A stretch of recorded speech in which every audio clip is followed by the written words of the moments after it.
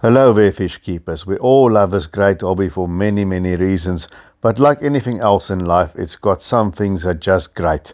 Some are just plain wrong, and some are just a matter of taste. And I'm not even talking about the girl putting a betta in a vase or the guy putting a goldfish in a small bowl. That's next level. I'm talking about these 5 things about the fish keeping hobby that I just do not like. Stick around and find out.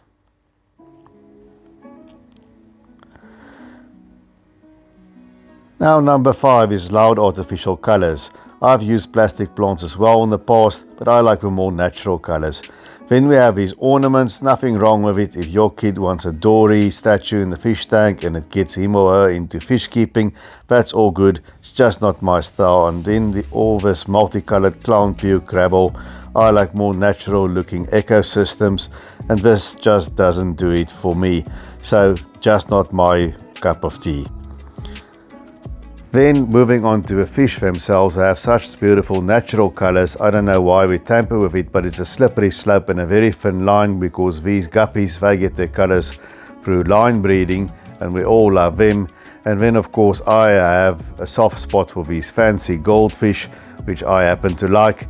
But now we have a glowfish like these glow danios, and they are that way because I believe it's squid DNA that gets put into the embryo of the eggs that gives them these translucent colors.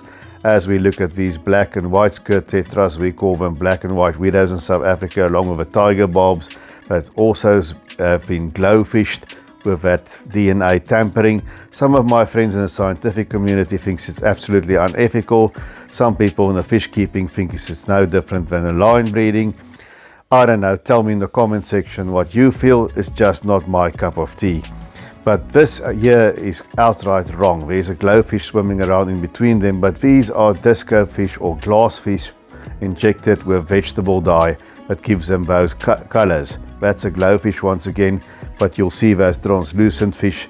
They've been injected with a dye, and that eventually makes them sick. They often survive that, and the dye works its way out, and then they have perfectly normal lives. But that's a cruel practice, not to mention selectively injecting them to tattoo the fish with all sorts of names and signs. That is just awful, and that is definitely unethical. Then moving right along, these overhead trickle filters in the lids of the all-in-one aquarium kits. I'm also not a fan of that. They are excellent biofilters, nothing wrong with their functioning, but they take up space for maintenance access in the lids.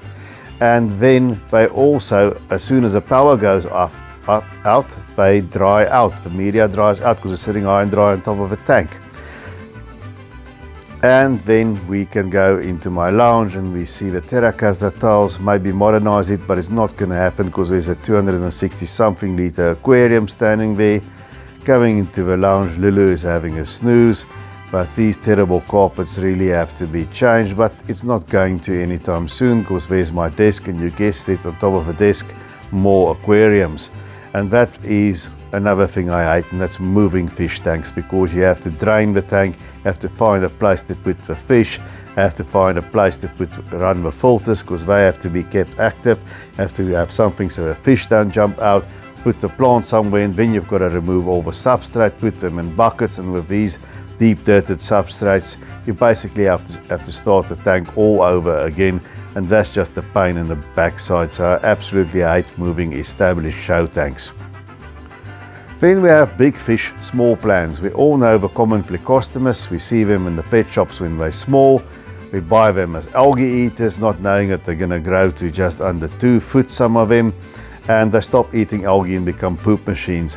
And to be honest, most of us can have a big fish tank and find space for it to accommodate a plecostomus, but they end up in the rivers in Florida, and it creates a problem. And now we have a monster fish like these Pangasius catfish, also known as iridescent sharks.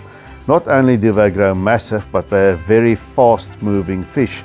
They are a type of catfish. We like to call them sharks because of the shape of their noses, and they become a very good looking fish, but they need a lot of space to be able to have a good life. So I'm not a fan of those. If we look at it now, this is what they look like in the adult size. This is a high fin variety. but it's a really good looking fish, but it's a big fish and it needs space to swim. This one is in a big tank, but even that I don't think is quite enough. And you can see there on its nose, it's been startled and it has bumped its nose somewhere. So these fish, I don't know, think twice. And then here's another popular monster fish. It's a red-tailed catfish. And to the credit of a store here, they have put there on the label what it requires, and that's of course a massive tank because they grow huge. Tell me in the comment section, what do you guys think? I'm right on the edge of saying ban monster fish. I like them, but there are some people keeping them properly, so I can't quite say ban them. But here you see a fully grown one. It's bigger than a small toddler. It's a huge fish. This is in the London aquarium, so this gives you an idea. There's another monster fish for arowana, what they require. So leave these fish until you get the house in the divorce. You can heat up your swimming pool and then you can keep them properly there, unless you have huge tanks. So guys, if you've watched this far, please smash that like button. It will help the channel. And tell me, what do you think of these monster fish? Must they be banned from hobby or not? There are the odd individuals that keep them properly. I just don't know all those red-tailed catfish being sold that they all gonna end up in a good home. I just don't see it. And here's another one thing that I hate about fish keeping, and that's washing sand or gravel. You know, I prefer sand or a coarse sort of sand in my tank, but it's dusty and there's no other way than to just gradually wash it out under the tap. Some people will put it in a bucket and a hose in the yard. It equates to the same thing. You wash and you wash and you wash and you wash and you wait for that haziness to go out of the water. Otherwise, you're never going to get it out of your aquarium. If there's one good argument to be made for aquaswell, then this will be it. I've used aquaswell in the past. It's very expensive, but it's very tempting because you don't have to wash aquaswell. You just put it in the tank and you plant. So that's one big advantage of aquaswell. You'll see where bit by bit we'll wash out the gravel. Guys, please share this content on your fish keeping groups if you so feel. I will greatly appreciate it, and thanks for all the support. And tell me, what are the things that you just hate about fish keeping? I'll be interested to know. But sand washing, I wish I can appoint a permanent sand washer if I'm putting up tanks. So I'm going to leave you guys looking at these glowfish. Is that a yay or a nay for you? That's one thing. Definitely do not buy dyed fish. These have been manipulated. Guys, please remember to subscribe, and until I see you again, take good care of those domestic denizens of the deep.